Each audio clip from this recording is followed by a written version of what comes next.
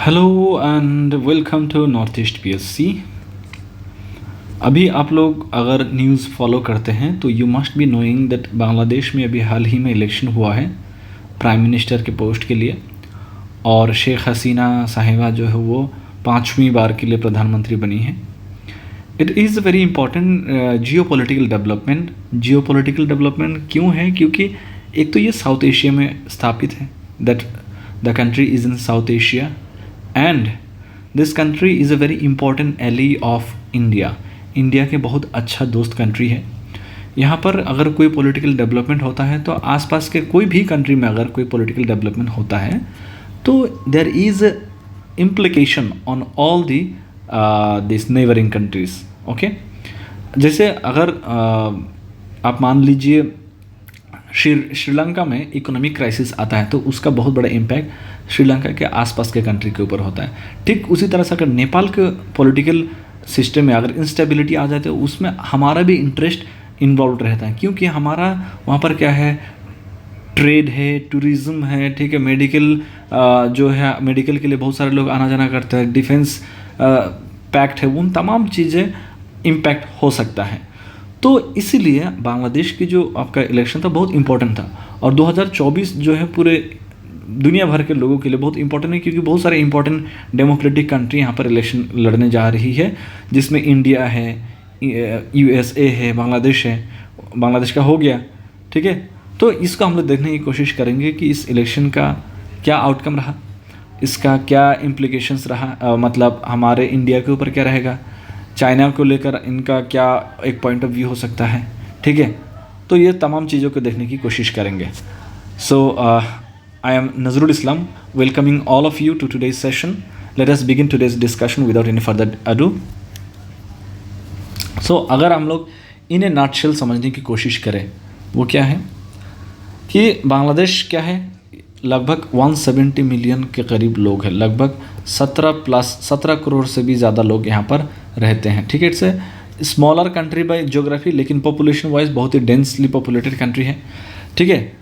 और इलेक्शंस तब हुआ जब बहुत विवाद हुआ, बहुत कंट्रोवर्सी हुआ बांग्लादेश के अंदर। किसको लेकर? बांग्लादेश में ये माना एक एलिगेशन था कि बांग्लादेश की जो गवर्नमेंट है, गवर्नमेंट बहुत ज़्यादा अनडेमोक्रेटिक है।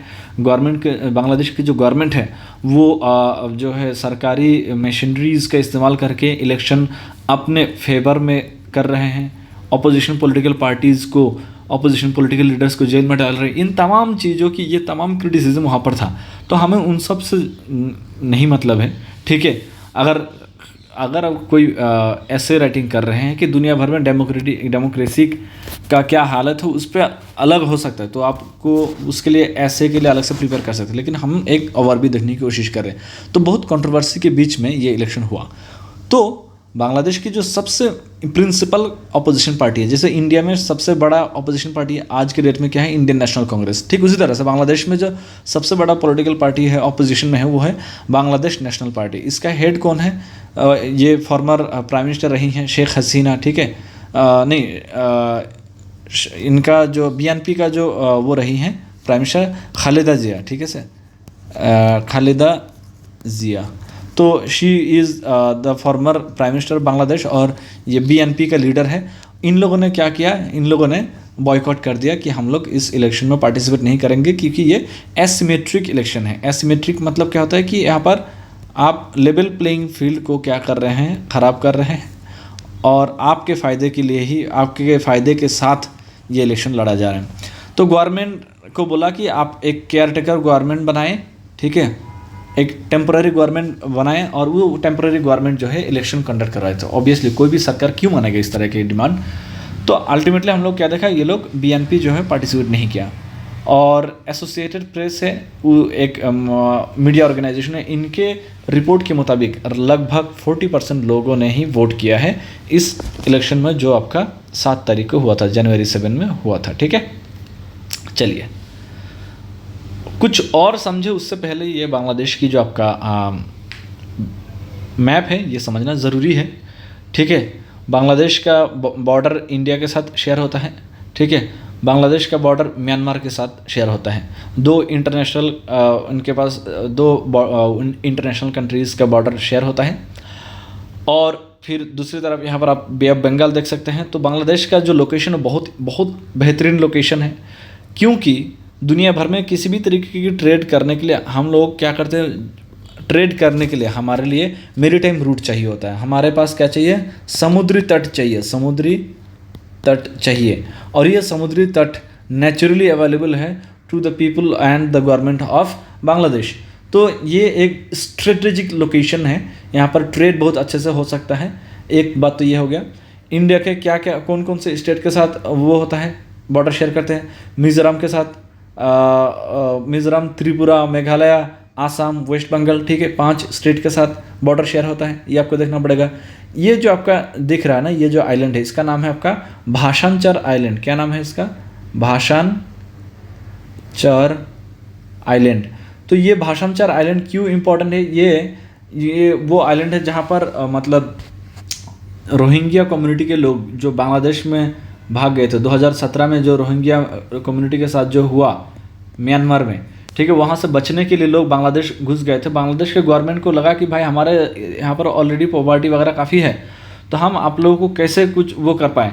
तो ये तमाम रोहिंग्या लोगों को, ठीक है, यहाँ पर इस भाषांचर आइलैंड में रखा गया। ये वो आइलैंड है जो अभी सिंकिंग हो रहा है, ठीक है, सिंकिंग, क्योंकि आपका क्लाइमेटिक चेंज की वजह से सी लेवल राइज हो रहा है, ठीक है, सी लेवल राइज हो रहा है, और ये आने वाले कुछ सालों में भाषांचर आइलैंड डूब जाएगा। तो ये सारे जो आपका शरणार्थी हैं, all the refugees who are Myanmaris in origin, they are staying in this island and they travel through what, water vessels or boat के through they travel, and it takes somewhere around more than 3 hours to reach the mainland Bangladesh or for any kind of transportation and all। जो important शहर की बात करें, ढाका है, ढाका इनका capital है, राजशाही है, ठीक है।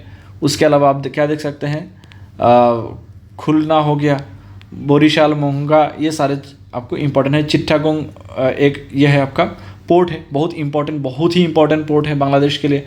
कॉक्स बाज़ार पोर्ट है, ये बहुत ही बेहतरीन मतलब इन लोगों ने टूरिस्ट पर्सपेक्टिव से बनाया है इसको, ठीक है। तो यहाँ पर जब हम लोग बात करते हैं इंडिया के पर्सपेक्टिव से बहुत इंपॉर्टेंट है। इंडिया से अगर हमें कहाँ जाना हो, अगर हमें मान लीजिए त्रिपुरा जाना हो, ठीक है, मतलब वेस्ट बंगाल से त्रिपुरा जाना हो, तो अगर हम लोग मेनलैंड इंडिया से जाए तो बहुत बड़ा डिस्टेंस हो जाता है।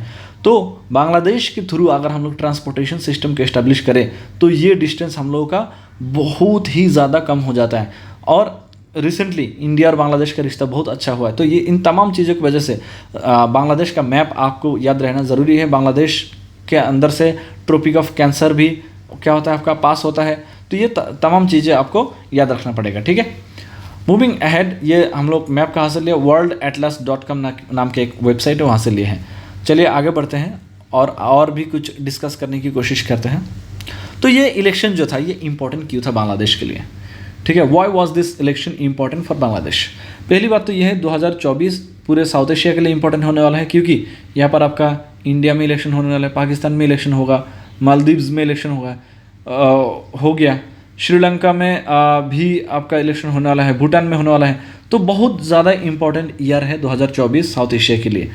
उसके अलावा बांग्लादेश की अगर हम बात करें, Bangladesh was the first in the region to hold national parliamentary elections according to emerging results.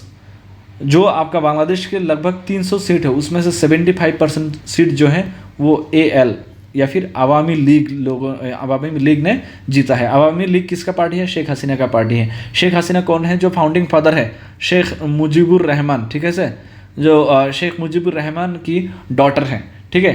तो शेख मुजीबुर रहमान जो है बांग्लादेश के इंडिपेंडेंस के लिए अपना बहुत स्ट्रगल किया, और इंडिपेंडेंस होने के बाद एक फेटफुल डे उनके तमाम फैमिली को जो है आपका मार दिया गया था, ठीक है। उनके किसने मारा था उसमें बहुत सारा वो है, अलग अलग तरीके की थ्योरीज है, बट ऑपोजिशन के जो है ऑपोजिशन पॉलिटिकल पार्टी के जो लोग हैं उन लोगों का यहाँ पर इन्वॉल्वमेंट था। तो उनके पूरा घर जला दिया था। उस टाइम शेख हसीना और उनकी बहन वो लोग जर्मनी में घूम रहे थे, तो इसीलिए ये दोनों लोग उस फैमिली से सर्वाइविंग है। बाकी सारे लोग उस दिन में मतलब दे डाइड। तो ये शेख हसीना की एक ब्रीफ हिस्ट्री है। This continues to make Awami League leader Sheikh Hasina Bangladesh longest serving prime minister, तो ये 5वें बार के लिए जीती हैं, ठीक है। और ये 4 कॉन्जिक्यूटिव है, 4 कॉन्जिक्यूटिव लगातार, एंड 5th इन टोटो, ठीक है। उसके अलावा बांग्लादेश की अगर हम बात करें, Bangladesh got independence in the year 1971 with the help of India. India under the leadership of Prime Minister Indira Gandhi, they helped Bangladesh gaining independence from Pakistan. Okay, so since 1971, Bangladesh has made a lot of progress in different sectors. So we would like to see कि बांग्लादेश कितना important बन गया है पूरा world के लिए because of these figures. 1972 के election जब हुआ था उसी टाइम क्या बोला था, they we are about to reserve at least 15 seats for women in the parliament, women, ठीक है, वुमेन के लिए 15 सीट्स जो है रिजर्व करने की बात हो गई थी। 1997 में जो अवामी लीग का गवर्नमेंट आया तो they made the 15th amendment in their constitution and they tried to raise this number to at least 50 seats for women. So it's a big deal, you know, for a country like Bangladesh, which was so new in this world politics. They had their own share of challenges, poverty, illiteracy, all those things are there. Okay, infrastructural challenges are there, but at this very moment they were focusing on women. So this is a very important feat that Bangladesh has achieved. According to World Economic Forum's report of gender gap report, so this can be a potential question for your examination, that this gender gap report, who publishes gender gap report? Your correct answer has to be World Economic Forum. तो world economic forum के मुताबिक जो gender gap report आता है उसमें political empowerment index की अगर हम बात करें, इसमें बांग्लादेश पूरे वर्ल्ड में 7th पोजीशन में है। बांग्लादेश का जो रैंक है पॉलिटिकल एम्पावरमेंट की अगर हम बात करें औरतों के लेकर, उसमें 7th रैंक है, ठीक है, out of 155 countries. It has attained around 55.2% gender parity and has outperformed all the other countries in South Asia. So, see, Bangladesh are doing wonders. Okay.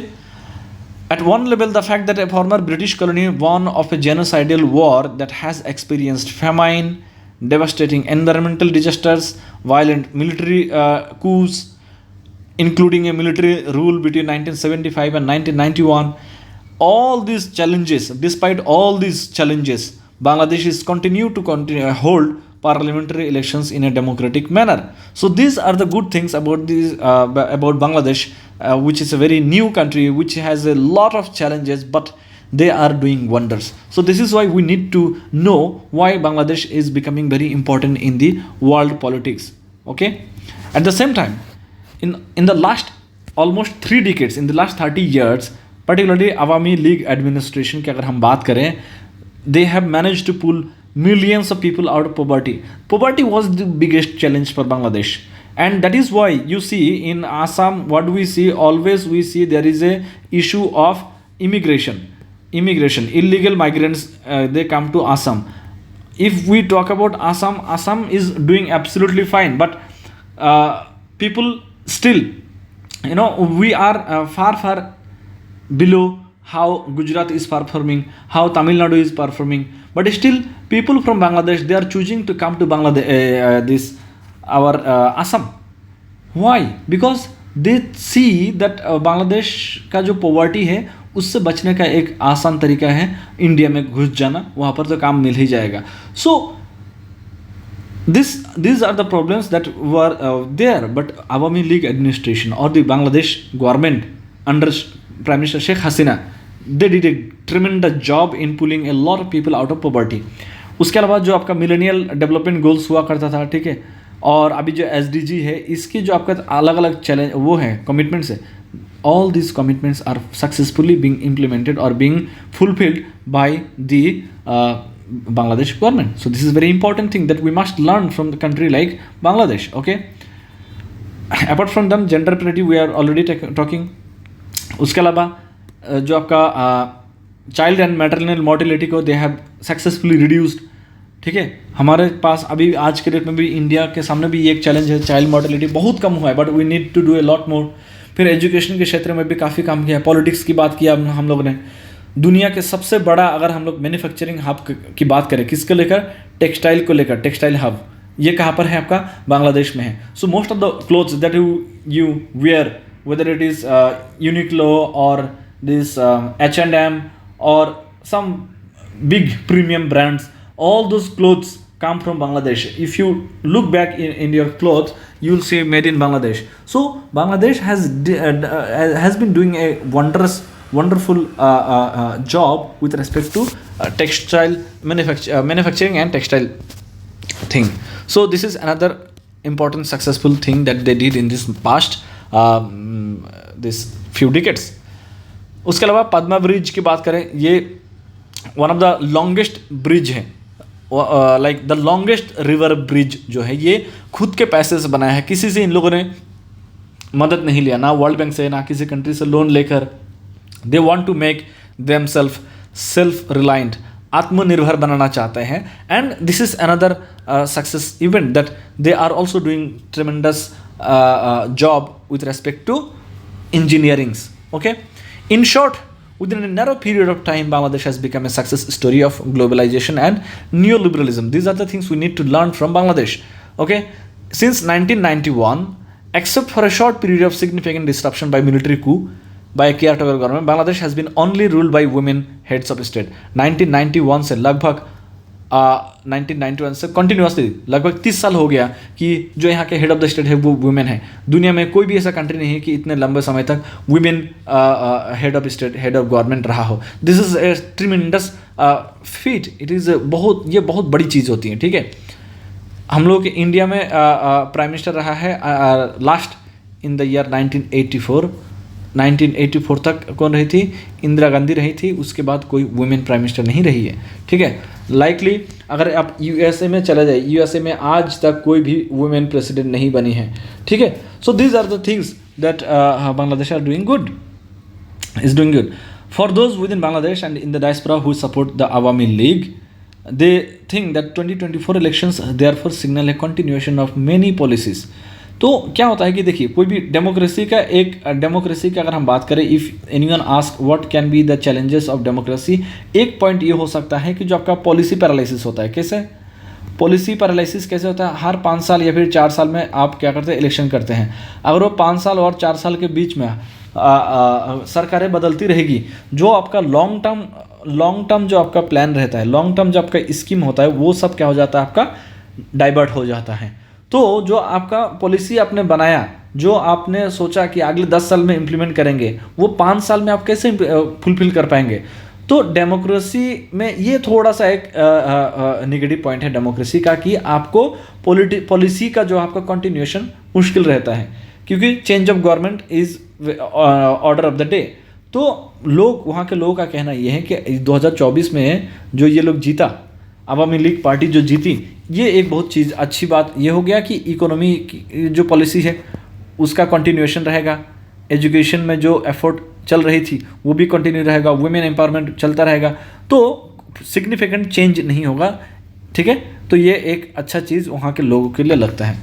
It's deliverance of a national tribunal to try war criminals of 1971 genocide, जो आपका 1971 में genocide हुआ था, उसमें जितने भी सारे लोग आरोपी थे उनको ट्रायल करने के लिए ट्राइब्यूनल, नेशनल ट्राइब्यूनल बनाया है. उसका एक क्रिटिसिज्म है कि वहाँ पर जो ट्राइब्यूनल को जो बनाया गया है, या फिर ट्राइब्यूनल का जो काम है वो कितना इम्पार्शियल है, कितना जो है आपका उसमें पॉलिटिकल इन्फ्लुएंस है कि नहीं, उसको लेकर थोड़ा सा क्रिटिसिज्म है. लेकिन बांग्लादेश ओवरऑल बहुत अच्छा किया है अपने देश के लिए, अपने देश के लोगों के लिए. Awami League's measures against the threat of violent Islamist groups have also carried favour in national and international circles. तो बांग्लादेश में आपका क्या देखते हैं हम, इस्लामिस्ट ग्रुप की वहाँ पर हम लोग क्या देखते हैं, जो आपका टेररिस्ट ग्रुप्स हैं वहाँ पर उभर रही थी, तो उसको भी सक्सेसफुली टैकल किया है अवामी लीग के गवर्नमेंट ने, शेख हसीना के गवर्नमेंट ने. तो उसकी वजह से भी आसपास के कंट्री में जो बांग्लादेश के गवर्नमेंट को जो आपका स्ट्रेचर है, जो रेस्पेक्ट है, वो क्या हुआ, काफ़ी बढ़ गया. ठीक है, और इसीलिए हम लोग क्या देखते हैं, पूरे इंटरनेशनली बांग्लादेश को काफ़ी एक रेस्पॉन्सिबल स्टेट के तौर पे माना जाने लगा और देखा जाने लगा.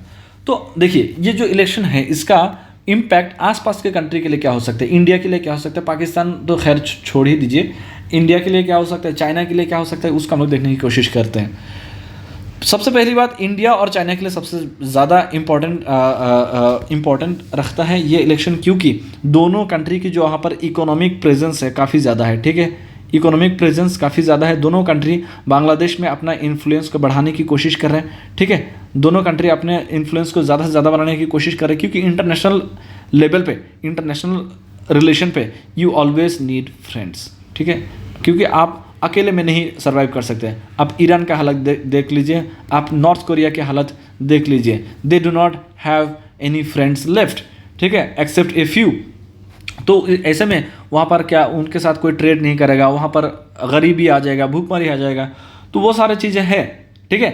तो जो ये हम लोग कह सकते हैं कि दे नीड फ्रेंड। तो इंडिया चाहते हैं कि हमारा जो रिश्ता है बांग्लादेश के साथ अच्छा हो, और बांग्लादेश के लिए सबसे बड़ी बात है कि एशिया की सबसे दो बड़ी कंट्री बांग्लादेश, अगर हम लोग बात करें इंडिया और चाइना की, सबसे बड़ी कंट्री, सबसे दो बड़ी इकोनॉमिक पावर, अगर बांग्लादेश के साथ अच्छा रिश्ता रखना चाहते हैं, बांग्लादेश को क्या इसमें हर्ज है, क्या उसमें तकलीफ है, ठीक है। So the victory signals A continuation of security, trade and other arrangement and negotiation. जो भी हम लोग का वो था, एग्रीमेंट्स था, पॉलिसीज़ था, जो हम लोगों का मेमोरेंडम ऑफ अंडरस्टैंडिंग रहा है, those things will continue as usual. ये एक अच्छी चीज़ है, ठीक है। और हम लोग क्या देखते हैं कि जो शेख हसीना के गवर्नमेंट है, इन्होंने काफ़ी हद तक बैलेंसिंग करने की कोशिश किया है साउथ एशिया में या फिर ईस्ट एशिया के जो आपका पॉलिटिकल एटमॉस्फेयर है, वहाँ पर हर किसी के साथ वो लोग बना के रखने की कोशिश करते हैं।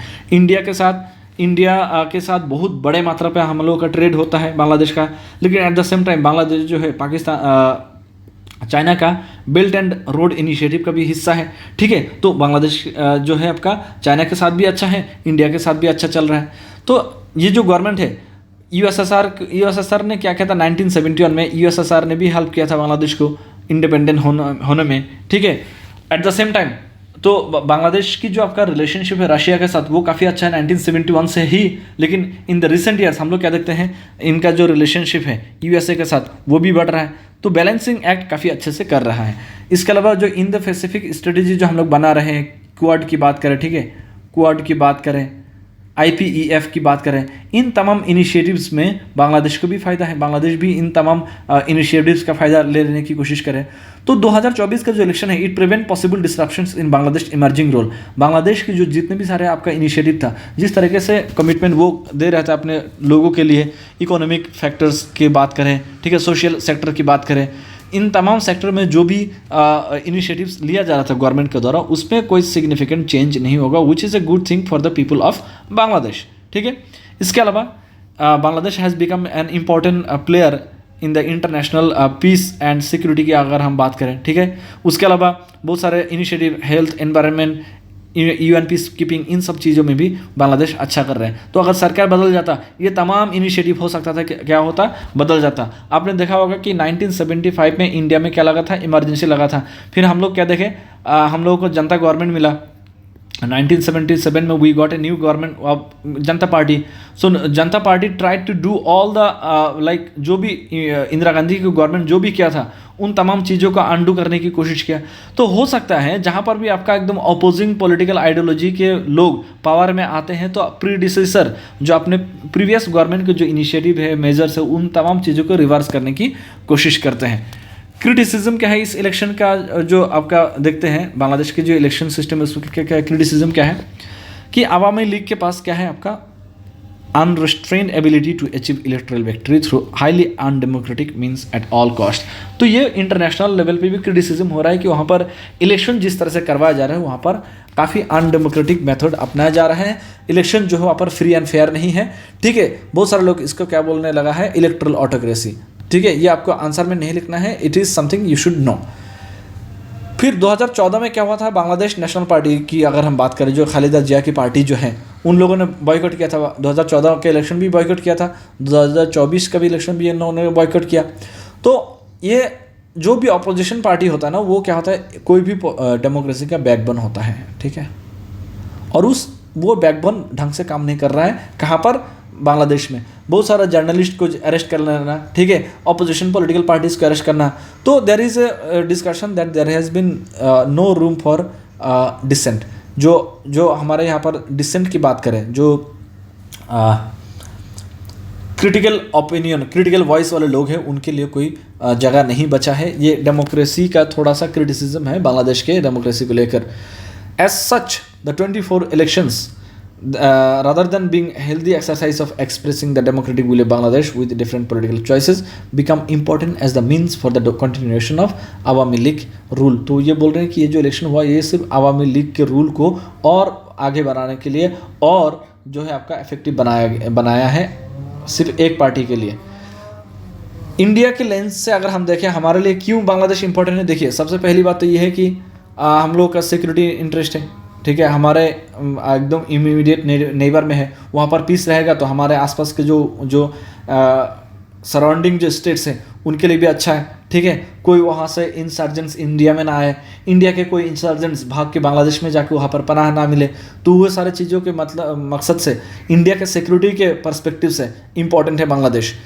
उसके अलावा 4100 किलोमीटर लॉन्ग बाउंड्री शेयर करते हैं इंडिया बांग्लादेश के साथ। वेस्ट बंगाल, आसाम, मेघालय, त्रिपुरा, मिजोरम, ये तमाम स्टेट्स जो है बांग्लादेश के साथ डायरेक्ट बॉर्डर शेयर करते हैं। तो it is a very important country for India.